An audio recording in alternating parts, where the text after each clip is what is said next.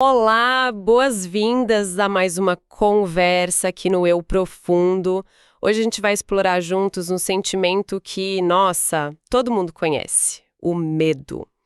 E temos aqui um material bem interessante que olha para o medo de um jeito diferente, sabe? Uma visão mais espiritual. Tudo começa com uma frase forte de Jesus para os discípulos: Felizes são os olhos que veem o que vocês veem. O que será que isso tem a ver com o medo? Oi. Olha, essa frase é um ponto de partida excelente. Ela meio que indica que eles, os discípulos, estavam começando a sacar a vida de um jeito novo, né? Com mais entendimento espiritual, mais fé, mais confiança. E é justamente essa nova maneira de ver, de enxergar as coisas, que o material aponta como o grande remédio para o medo que paralisa. Nossa tarefa aqui hoje é desvendar um pouco isso. Como essa visão transforma nossa relação com o medo. Perfeito, então vamos nessa. Vamos entender por que essa nova forma de ver pode ser tão libertadora. Vamos investigar isso. Para a gente começar, é bom separar as coisas, né? Nem todo medo é ruim. Existe um medo que ajuda a gente. Com certeza, a gente já nasce com um tipo de alarme interno, que é o instinto de conservação. Ele que gera o medo diante de um perigo real. Sabe? Para proteger nossa vida mesmo. É quase uma herança da nossa alma, por assim dizer. Ah, entendi. Tipo, olhar para os dois lados antes de atravessar a rua. Isso é um medo útil, né? Um cuidado básico. Ou não colocar a mão no fogo, se afastar de um bicho perigoso. Esse medo é amigo. É um sinal de, opa, cuidado. Faz todo sentido. Mas onde é que a coisa complica? Quando que o medo deixa de ser esse amigo? Então, o problema começa com o que a gente pode chamar de medo desequilibrado. Esse tipo de medo ele não está ligado a um perigo real, imediato. Ele nasce mais da ansiedade, de traumas, de pensamento negativo que a gente fica cultivando, sabe? E esse medo enfraquece, adoece e, o pior, paralisa. Paralisa. E tem um detalhe interessante. Quem consegue admitir, puxa, tô com medo, geralmente lida melhor com ele. Agora, quem tenta bancar o corajoso, esconder o medo de qualquer jeito, acaba guardando uma tensão que uma hora pode estourar, né? Tipo, em crises nervosas quando aparece um desafio. Nossa, faz sentido. Essa coisa do medo guardado me leva a pensar na infância. O material fala sobre a educação pelo medo. Como é que isso funciona? Como marca a gente? Pois é, a infância é um período chave para nossa segurança emocional, né? A criança depende totalmente do adulto para se sentir segura. E quando os pais, ou quem cuida, usam medo para educar muitas vezes, sem nem perceber direito, por falta de informação mesmo, acabam plantando umas sementinhas de ansiedade que ficam lá. Sementes de ansiedade. São aquelas frases, né? Que às vezes parecem inofensivas, mas se não comer, o bicho-papão pega. Ou para de chorar, senão você fica sozinho no escuro. Isso cria um terror na cabeça da criança. Ela não aprende a comer direito ou a lidar com a tristeza. Ela aprende a ter pavor. Pavor da comida, do escuro e, o que é pior, pavor de quem devia proteger ela. É pesado pensar nisso. E essas sementes, como elas viram, sei lá, árvores na vida adulta? Quais as consequências? Olha, podem ser bem duradouras. Essa criança pode virar um adulto inseguro, com dificuldade para decidir as coisas, meio passivo, sabe? Sempre esperando o pior acontecer. Por exemplo, essa criança que sempre era ameaçada com o escuro. Talvez vire um adulto com ansiedade à noite, com medo de ficar só, ou com aquela sensação constante de que algo ruim vai acontecer, sem nem saber por quê. Puxa vida. E tem mais, né? O medo da punição ensina a pessoa a engolir o choro, esconder a raiva, reprimir tudo. Aí forma aquele adulto tenso, sempre alerta, sabe? Com dificuldade para relaxar de verdade, para confiar, para demonstrar carinho de um jeito natural. E o nosso corpo, hein? Como ele sente tudo isso? A gente sente o medo na pele mesmo, músculo travado, frio na barriga, coração a mil. Aqui a coisa fica bem concreta, né? Exato, exato. O cérebro entende perigo e solta um monte de substância química pra gente, lutar ou fugir. É um modo de sobrevivência, tensiona músculo, acelera o coração, a respiração muda. É super potente. O problema é quando esse modo de alerta fica ligado direto. Ligado direto. Sim, ativado não por um leão na nossa frente, mas pelo medo desequilibrado pela ansiedade crônica. Isso cansa demais, esgota o corpo e a mente. A pessoa pode acabar caindo num ciclo vicioso de medos. Medo de perder o controle, medo de ficar louca, medo de amar e ser rejeitada, medo de fracassar, medo da morte. Essa espiral vai minando a confiança, a ponto da pessoa, às vezes, nem saber mais quem ela é.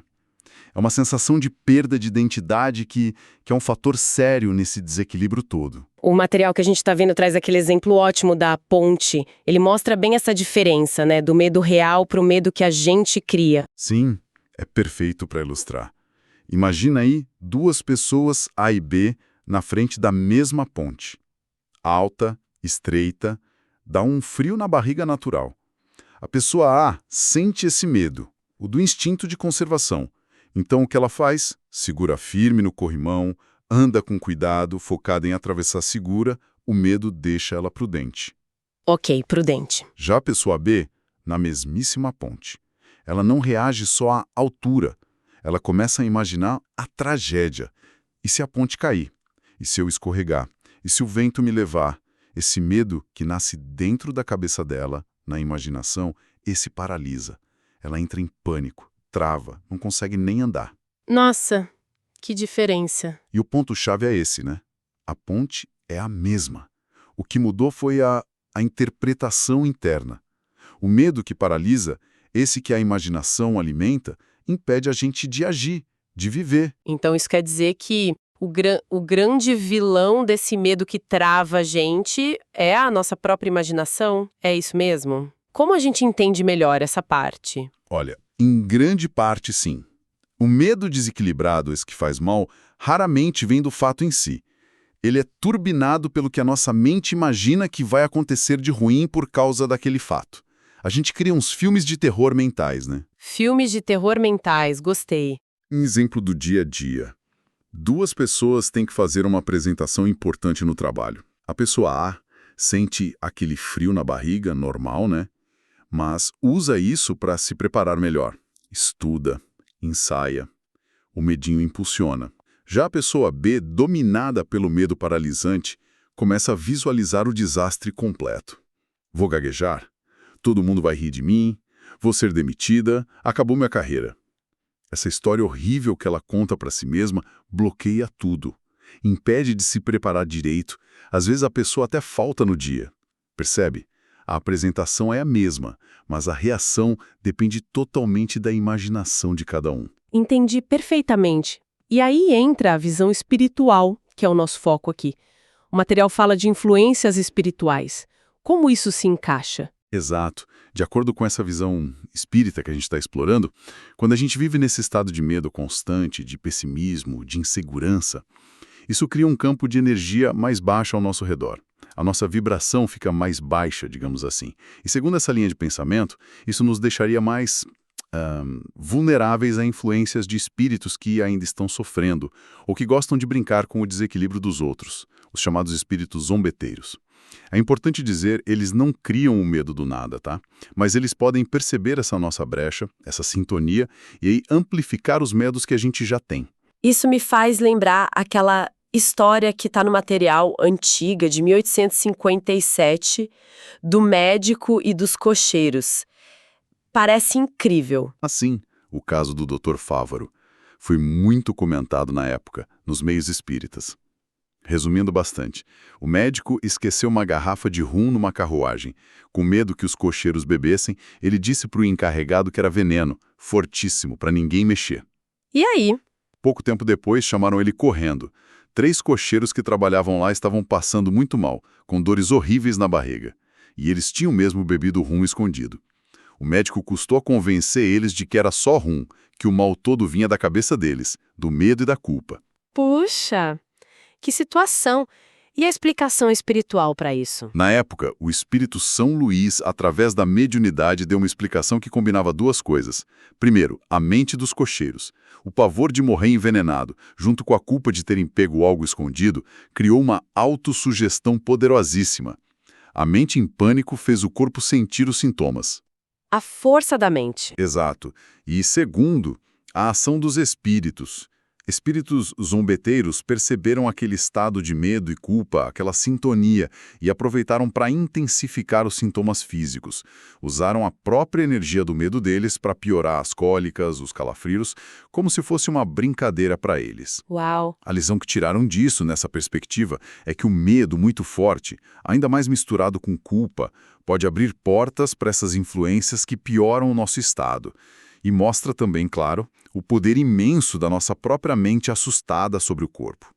Cultivar pensamentos melhores seria uma forma de proteção. Ok, acho que entendemos bem a complexidade do medo, de onde ele vem, como ele limita, e essa camada espiritual também.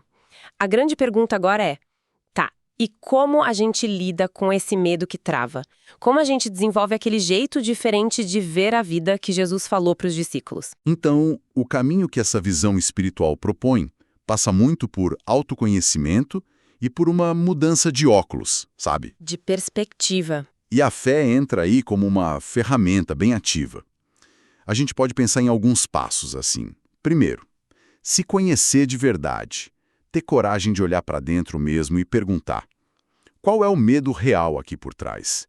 É medo de errar? De ser rejeitada? De não ser perfeita? Esse pavor é da situação em si ou daquela consequência horrível que eu estou imaginando?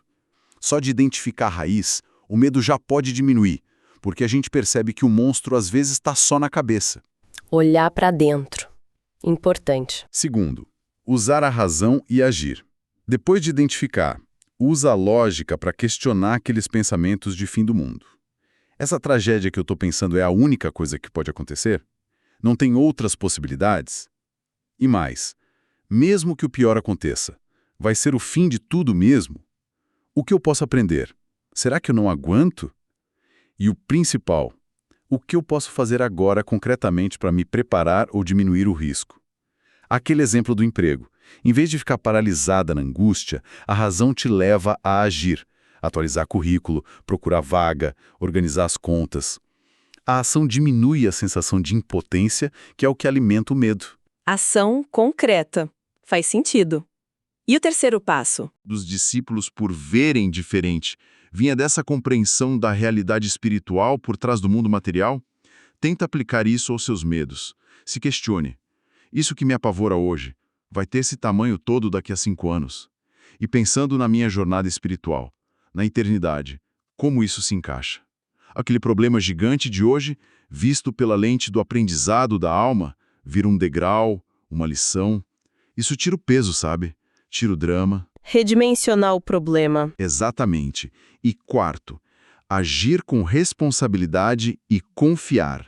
Faça a sua parte o melhor que puder. Se prepara para a prova, para o trabalho, cuida da saúde.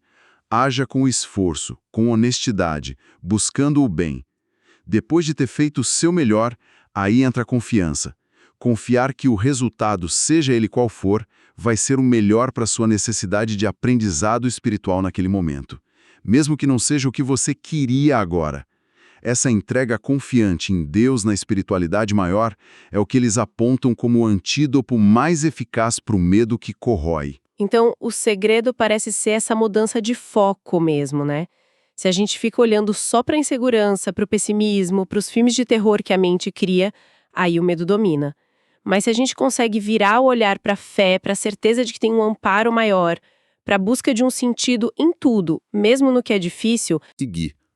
Quando a gente faz a nossa parte e, ao mesmo tempo, confia na vida, confia nessa orientação superior, os nossos olhos começam mesmo a ver as coisas com mais clareza, menos pânico. A segurança não vem de achar que a gente controla tudo, mas daquela certeza interna de que somos cuidados e que tudo tem um propósito na nossa evolução. Essa felicidade de ver com outros olhos que liberta a gente no fundo. fica então essa reflexão para a gente levar daqui, né? Pensar um pouquinho. Tem alguma área da vida onde o medo talvez esteja me impedindo de agir, de decidir? E que pequena mudança de olhar, talvez com base no que a gente conversou aqui, poderia começar a diminuir esse medo, quem sabe, já hoje. Agradecemos demais a companhia de quem nos ouviu nesta exploração profunda aqui no Eu Profundo, Até a próxima!